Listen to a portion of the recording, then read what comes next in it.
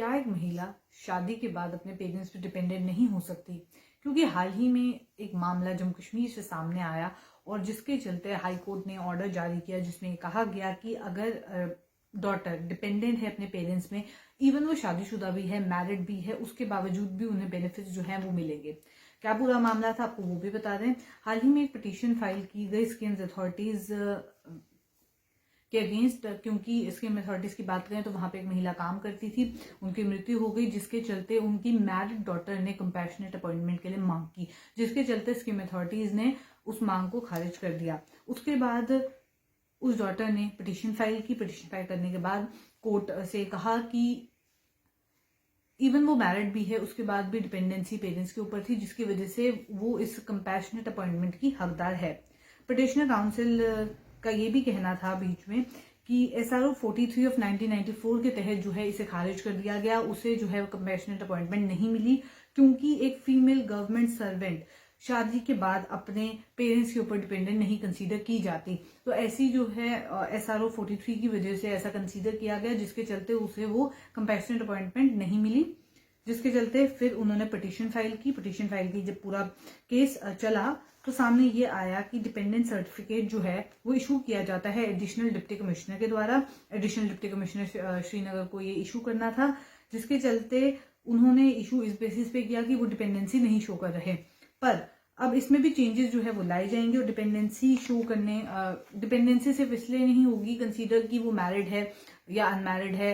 अगर वो डिपेंडेंट है किसी भी जरिए से, चाहे वो मैरिड है अनमैरिड है, उसको डिपेंडेंट डॉटर ही कंसीडर किया जाएगा, और वो इन बेनिफिट्स के लिए, जैसे कि ये कंपैशनेट अपॉइंटमेंट का किस्सा सामने आया, ऐसे ही बेनिफिट्स के लिए जो है वो डॉटर हकदार है। जिसके चलते उसमें कहा गया कि इस पूरे प्रोसेस को फिर से रीवेरीफाई किया जाए, इस एप्लीकेशन को फिर से वेरीफाई किया जाए, सर्टिफिकेट ऑफ डिपेंडेंसी को इशू किया जाए फिर से, और इस फैक्ट को ध्यान में रखा जाए कि डिपेंडेंसी एक्चुअल बेसिस पे सिलेक्ट की जाए, ना कि डॉटर मैरिड है या अनमैरिड है। सिर्फ इतना ही नहीं, सामने ये भी आया कि उस टाइम पे जब अगर पिटिशनर की बात करें तो वो उस रेलिवेंट टाइम पे वो मैरिड थी, उनके हस्बैंड और 2 बच्चे हैं, तो जिसके चलते उन्हें डिपेंडेंट नहीं कंसीडर किया गया, बट असलियत कुछ और ही थी। कहीं ना कहीं वो डिपेंडेंट थे। कोई भी कारण हो सकता है डिपेंडेंसी का। अब डिपेंडेंसी के कारण की जब बात आई, चाहे वो ब्रदर है, सिस्टर है, मैरिड है, अनमैरिड है, इवन सन भी है, बेटा भी है, मैरिड है, अनमैरिड है, डिपेंडेंसी पूरी हो सकती है पेरेंट्स के ऊपर।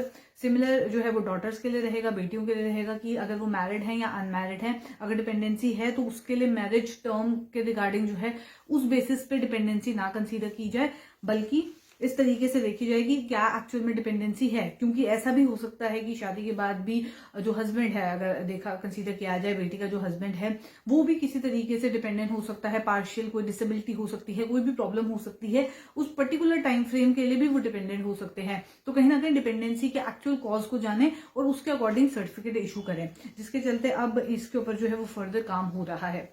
आपका इस पर क्या कुछ कहना है जरूर कॉमेंट करके हमें बताएं, क्योंकि अगर बात की जाए इंडियन सोसाइटी की, अभी भी सोच यही है कि अगर बेटी की शादी हो जाती है उसके बाद जो है वो इस तरीके से लिंक्स जो है शायद नहीं रख पाते। तो कहीं ना कहीं उस सोच में भी बदलाव लाने की जरूरत है, और इस तरीके का एक इनिशिएटिव जो है वो लिया गया। अगर देखा जाए, हाईकोर्ट का ऑर्डर हाल ही में निकाला गया जिसमें ये कहा गया कि डिपेंडेंसी को एक्चुअल बेसिस पे चेक किया जाए, ना कि इस बेसिस पे कि वो शादीशुदा है लड़की या नहीं है, पर एक्चुअल डिपेंडेंसी को चेक किया जाए। कहीं ना कहीं ऐसे छोटे छोटे बदलाव जो है वो सोसाइटी में लाने की बहुत ज्यादा जरूरत है, तभी शायद पूरी सोसाइटी में चेंज आए। चलिए इसी के साथ दीजिए इजाजत। नमस्कार।